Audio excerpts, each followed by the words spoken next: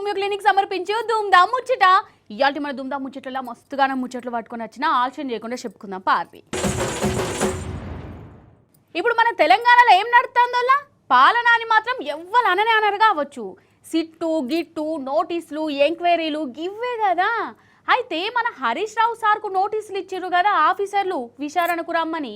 ఇక విచారణకు పోయిండు. సార్ను విచారణ చేసిర్రట. అసలు ఆ విచారణలా ఏం నడిచింది ఏంది కథ పొత్తటి సంధి ఏమైంది అరుచుకుందాం పారి.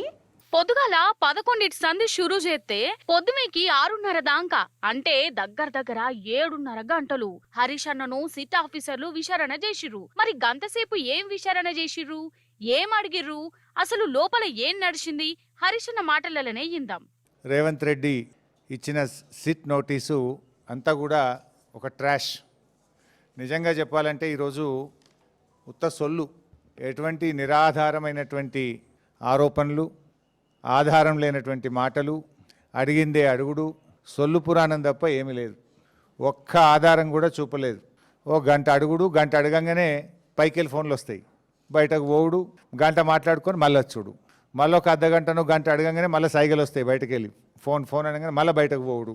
మరి ఆ ఫోన్లు రేవంత్ రెడ్డి చేస్తుండా సిపి సజ్జనార్ చేస్తుండా నాకు తెలియదు, కానీ ఫోన్లు వచ్చుడు, బయటకు పోయి మాట్లాడు. బయటకు పోయి ముగ్గురు పోతారు, ఇక ముగ్గురు అధికారులు కలిసి అడుగుతూ ఉండ్రి. ముగ్గురు బయటకు పోవుడు, గంట మాట్లాడుకొని వచ్చుడు, గంట అడుగుడు, అడిగిందే అడుగుడు తప్ప అందులో ఏమీ లేదు. అంటే ఇదంతా కూడా అటెన్షన్ డైవర్షన్. అది సంగతి. ఏం లేదట, అంత తుస్సేనట. ఆఫీసర్లు తాపకోసారి బయటకు పోవుడు, ఫోన్లు మాట్లాడు, మళ్ళొచ్చి మళ్ళా ప్రశ్నలు అడుగుడు, మళ్ళా పోవుడు, గిదే కథనట. ఇక ఎంక్వైరీ చేస్తున్న పోలీసులకు గంటకు ఫోన్లు వచ్చినాయట. మరి ఆ ఫోన్లు ఎవరు చేసిర్రో, ఏమేం అడుగుమని చెప్పిర్రో మీకు కూడా అర్థమయ్యే ఉంటది కదా. ఇక సిట్టు విచారణ అయిపోయినాక హరీష్ అన్న తెలంగాణ భవన్ కు వచ్చిండు. తొవ్వ పొడుగుత బీఆర్ఎస్ కార్యకర్తలు లీడర్లు హరీష్ అన్న ఎంబడి నడిచిర్రు. ఇక హరీష్ అన్న కనబడుతోనే జై తెలంగాణ నినాదాలతోనే తెలంగాణ భవను మారు మోగిపోయింది. భవన్ల అందరినీ చేతుల చేయి కలుపుకుంటా నవ్వుకుంటా వల్కరిచ్చిండు హరీష్ అన్న.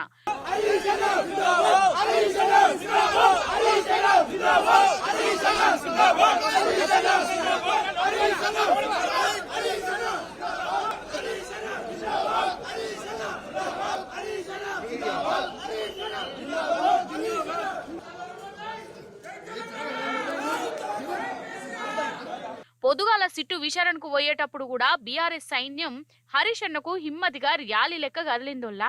మన రామన్న కడమ లీడర్లు హరీష్ అన్న విచారణకు పోయొచ్చేదాకా తెలంగాణ భవన్లనే ఉన్నారు. ఇక విచారణ ఆలస్యమవుతున్న కొద్దీ జూబ్లీ హిల్స్ పోలీస్ టౌన్ కాడికి బీఆర్ఎస్ కార్యకర్తలు బొచ్చడు మంది వేయిర్రు. అయితే లాయర్లను లోపలికి పోనీయలేదట పోలీసులు. కార్యకర్తలు ఆందోళన చేసిర్రు. పోలీసులు వీళ్ళ మీద చేసిర్రట. ఆగమాగమైంది.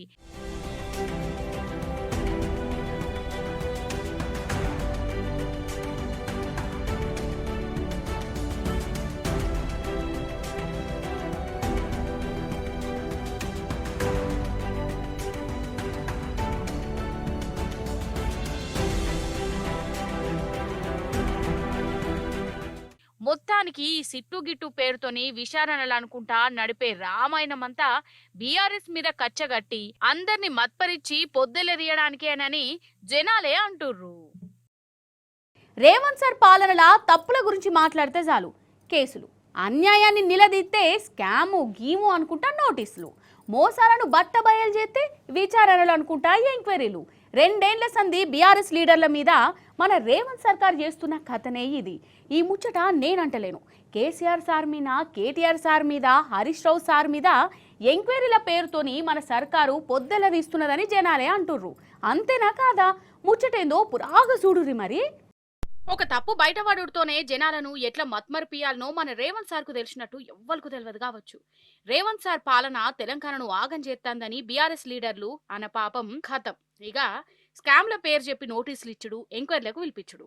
హరీష్ అన్నదే తీసుకోరాదు. నిన్నటికి నిన్న బొగ్గు స్కామ్ గురించి, బామ్మర్ది భాగవతం గురించి హరీష్ అన్న ఇట్లా మాట్లాడిండో లేదో ఖతం. రాత్రికి రాత్రే సిట్టు విచారణ అనుకుంటా నోటీసులు వంపిర్రు. తెల్లారి విచారణకు పిలిపించుకున్నారు. మొదటిసారి కాదు, 1000 కోట్లకు పైగా సివిల్ సప్లై స్కామ్ జరిగిందని బయట పెట్టంగానే అప్పుడు ఇట్లనే డైవర్షన్. మూసీ 1.5 కోట్ల కుంభకోణం బయట పెట్టంగానే అప్పుడు ఇట్లే డైవర్షన్. కొడంగల్లో అల్లుడు గారి ఆమ్యామ్య లగచర్ల భూములు కొట్టేస్తున్నాడు అల్లుడు గారి కోసం, ఆయన మ్యాక్స్ బిఎన్ అనే ఫార్మా కంపెనీ కోసం అనగానే అప్పుడు గిట్లనే మా నరేందర్ రెడ్డిని తీసుకుపోయి 37 రోజులు జైల్లో పెట్టిండ్రు. ఆయనతో పాటు రైతులను జైల్లో పెట్టిండ్రు. తర్వాత విద్యుత్ కుంభకోణం, కాళేశ్వరం కమిషను, ఫోన్ ట్యాపింగు, గొర్రెల సాము, ఫార్ములా ఈ, మన్ను మశానం అని ఫోన్ ట్యాప్, మొత్తానికి 2 ఇయర్స్ టైంపాస్ వ్యవహారం తప్ప ఒక్కటంటే ఒక్కటి ఈరోజు వరకు రుజువు చేసింది లేదు, పీకింది లేదు. చేయని తప్పుకు ఏదో పనికి మళ్ళీ కేసు పెట్టి ఇబ్బంది పెడతాం అనుకుంటే భయపడతామా? ఎవరు భయపడతారు? ఎందుకు భయపడతాము? అయినా సాక్షాత్తు సుప్రీంకోర్టు చెప్పింది కదా, ఫోన్ ట్యాపింగ్ కేసులో పసలేదు, ఏదో పనికిమాలిన కేసు అని కొట్టేస్తే సిగ్గులేదా రేవంత్ రెడ్డి? రాజ్యాంగం మీదనే కాదు, స్పీకర్ గారిని చూసినాం మనం, రాజ్యాంగం మీదనే కాదు, వీళ్ళకి సుప్రీంకోర్టు మీద కూడా గౌరవం లేదు సన్నాసులకు. ఇది వాస్తవం. అందుకే ఇవాళ సుప్రీంకోర్టు ఫోన్ ట్యాపింగ్ జరగలేదురా అని చెప్తే కొట్టేస్తే హరీష్ రావు గారి మీద కేసు, అయినా నోటీసులు ఇచ్చినారంటే వీళ్ళకి ఎంత తెలివి ఉంది, వీళ్ళు ఎంత తెలివైన వాళ్ళు దీంతోనే చెప్పొచ్చు. లగచర్ల రైతుల తరపున కొట్లాడినా, యూనివర్సిటీ భూములు కబ్జా కాకుండా ఎదురు నిలబడ్డా, 6 గ్యారంటీలు ఎటువాయా అని గట్టిగా నిలదీసినా, రైతు భరోసా ఎందుకిత్తలేవని సర్కారు మోసమారకుండా చేసిన రామన్న మీద ఫార్ములా కేసు, ఫోన్ ట్యాంపరింగ్ అనుకుంటా నోటీసులు, విచారణలు అనుకుంటా సతాయించే పని పెట్టుకున్నారు. అంటే తెలంగాణలో సర్కారుకు వ్యతిరేకంగా ఎవ్వరు మాట్లాడద్దు, తప్పులు ఎత్తి చూయించద్దు, రేవంత్ సార్ను నిలదీయద్దు, భజన కొట్టుకుంటూ ఉండేటోళ్ళు మంచోళ్ళు, జనం తరపున మాట్లాడితేనేమో కేసులు, విచారణలు. గిదా ఇందిరమ్మ పాలన? గిదినే అంటారా ప్రజాపాలన? 2 ఏళ్లల్లా ఒక్క రామన్న మీదనే 15 అక్రమ కేసులు పెట్టింది మన సర్కారు. ఇటు హరీష్ రావు సార్ మీద కూడా కేసులు బనాయించిందంటే చూడు. బీఆర్ఎస్ పార్టీ పేరింటనే మన సర్కారులకు ఎంత వణుకు పుడుతుందో. కాదు, పాలన చక్కగా చేసేటోళ్లకు గంత భయం ఎందుకు? తప్పు నిలదీస్తే గిట్లా ఎందుకు ఓర్వరు? అంటే పాలనలా మస్తు తప్పులు జరుగుతున్నాయి, కుంభకోణాలు నడుస్తున్నాయి అన్నట్టే కదా. కాదు, అసలు ఈ చెయ్యి పార్టీని జనం గెలిపించిందెందుకు? తాపకోసారి రామన్న మీద, హరీష్ రావు మీద కేసులు పెట్టి విచారణకు పిలిపించేదందుక? అరే, ఓట్లప్పుడు చెప్పిన మాటలేంది, ఇప్పుడు చేస్తున్న కథ ఏంది? 6 గ్యారంటీల కథ ఏందో చూడాలే గాని ఈ కేసులు, నోటీసులేందోల్నా? అంటే జనాలు ఈ గ్యారంటీల గురించి, తెలంగాణ పడుతున్న అవస్థ గురించి మాట్లాడుకోకుండా ఈ కేసుల గురించే మాట్లాడుకోవాలనా ఈ ఎగురం పెట్టుకున్నది?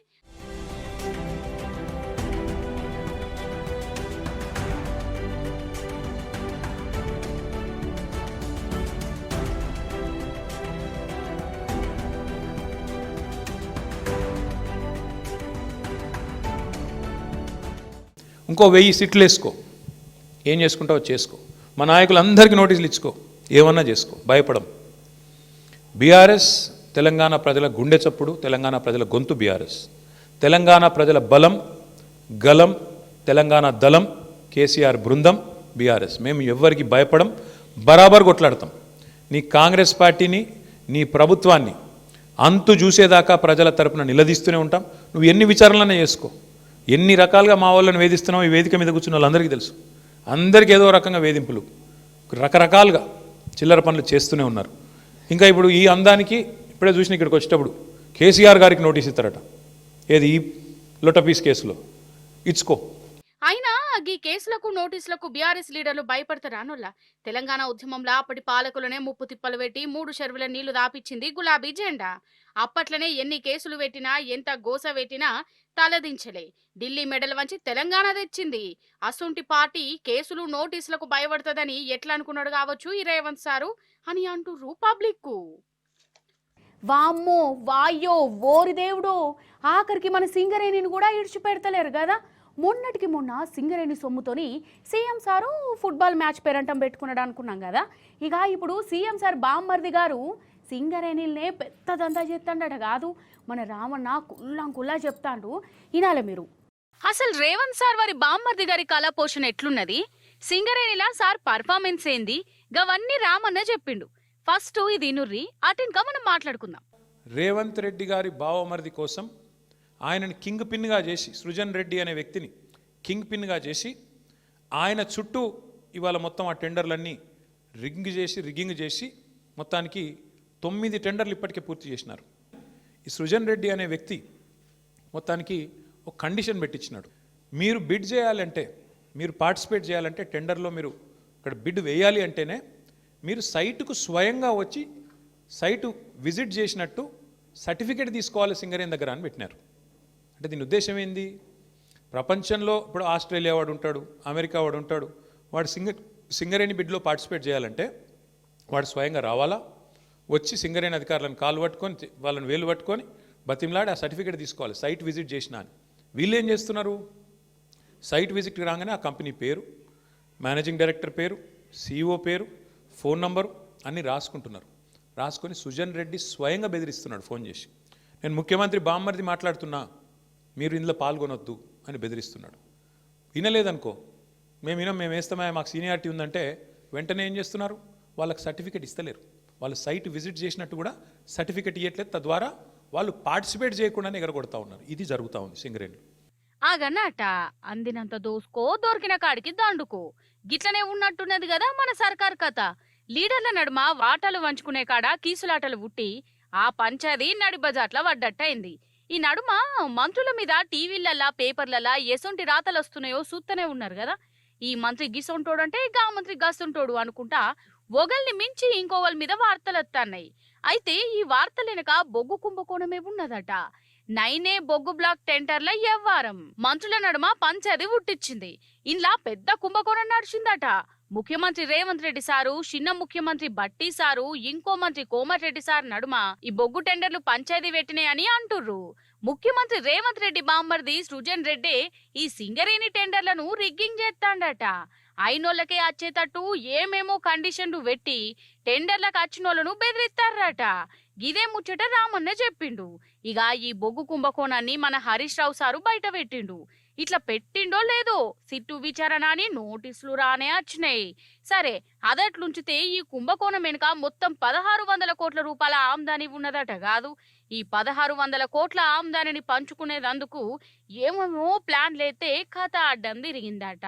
అందుకే టీవీలలా మంత్రుల మీద ఏవేవో వార్తలు కావలసుకుని ఏయించురని చెప్పుకుంటుర్రు.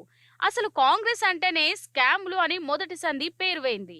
ఇప్పుడు ఆ పేరును పర్మినెంట్ గా అట్లనే ఉంచేదందుకు ఈ పార్టీలో ఉన్న కొందరు లీడర్లు చాలా పట్టుదలతోని కుంభకోణాల మీద కుంభకోణాలు చేస్తాన్లని జనాలే చెప్పుకుంటుర్రు. హెల్మెట్ లేకున్నా రాంగ్ రూట్లకు పోయిన ట్రాఫిక్ పోలీసులు చూస్తే ఆపుతారు. ఆపి ఏం చేస్తారు, చలానా రాస్తారు. అంతకు ముందు ఉన్న చలాన్లు చెక్ చేసి గవి కట్టుడే కావాలి అని అంటారు. కొందరు పోలీసులు అయితే బండి తాళ చేతులు బలమీటికి గుంజుకొని మరీ చలాన్ కట్టేదాకా ఈడ్చిపెట్టనే పెట్టారటనుల్లా. ఇక ఇదివరసంది గట్ల నడవది. మరి ఎట్లా నడుతుందో చూడుర్రు మీరే. ఆవుగాని మీ బండికి చలాన్లు ఉన్నాయా అనుల్లా? ఏ పాటి కట్టాలనో జరిమానా? ట్రాఫిక్ పోలీసులు రోడ్డు మీద ఆపి బాకీ పడ్డ చలాన్లు కట్టుడే కావాలనుకుంటా మీతోని బలిమీటికి కట్టించురా? అయితే గట్ల బలిమీటికి చలాన్లు కట్టించుడు కరెక్ట్ తరీకనే కాదు. గట్ల కట్టించుకోవద్దని హైకోర్టు తీర్పు చెప్పిందోల్లా. అంత లావైతే వాళ్ళు కడితే తీసుకోవాలి గాని కట్టుడే కావాలని తాళాలు గుంజుకునుడు, బండి పక్కకు పెట్టు అని నిలబెట్టించుడు గసొంటి చెయ్యనే చేయొద్దని కోర్టు చెప్పింది. మరి చలాన్లు కట్టకుంటే ఎట్లా అంటారా? కోర్టు నుండి నోటీసులత్తాయి, నోటీసులు. అంతేగాని పెండింగ్ చలాన్లు కట్టుడే కావాలని బలవంతం ఏముండది. మొన్న ఒకైనే హైకోర్టులో పిటిషన్ వేసిండు. ఈ ట్రాఫిక్ పోలీసులు బల్మీటికి చలాన్లు వసూలు చేస్తాండ్లు, పైసలు లేవన్నా ఈనుడే లేదు, అర్జెంట్ పని మీద పోతుంటే కూడా గంటల కమానం నిలబెట్టిస్తుర్రు అని పిటిషన్లో చెప్పిండు. ఇక కోర్టు ఆ పిటిషన్ను విచారణ చేసి ఇట్లా బలవంతపు వసూళ్లు ఉండద్దని తీర్పునిచ్చింది. ఇక ఈడ మీకు కూడా చెప్పాలి, ఇంకేంది బలమిటికి గట్టుడే లేదు కదా, అంతలావైతే ఇంటికి నోటీసులు పంపుకొని మీరు కూడా రుబాబు ఉండొద్దు. అసలు ట్రాఫిక్ రూళ్ళు ఎందుకు బ్రేక్ చేయాలి? ఈ రూళ్ళు పాటించమని చెప్పేదే మన పానం కోసం, వాళ్ళ కోసం కాదు కదా. బండి మీద పోయేటప్పుడు హెల్మెట్ పెట్టుకుంటే ఏమైతుంది? రయ్య దూసుకపోకుంటే ఏమెత్తిపోతుంది? రాంగ్ రూట్ లో పోయి పానాల మీదకి తెచ్చుకున్నాడు ఎందుకు? అందుకే ముందుగాల మన ట్రాఫిక్ రూళ్లు పాటిస్తే ఈ చలాన్లు కట్టుడు ఉండదు, పోలీసులతోని పంచాయతీ ఉండదు. ఇట్లా రూళ్లు బ్రేక్ చేసుడెందుకు? పోలీసులు కనబడితే సాటుగా పోవుడెందుకు? గంటల కమానం వాళ్ళ ముంగట నిలవరుడెందుకు కదా. ఇవి ఆల్చిద్దాం ముచ్చట్లు. మళ్ళీ ఎపిసోడ్లో ఇంకెన్ని ముచ్చట్లు పట్టుకుని అప్పుడు దాకా చూస్తూనే ఉండరు మన టీ న్యూస్.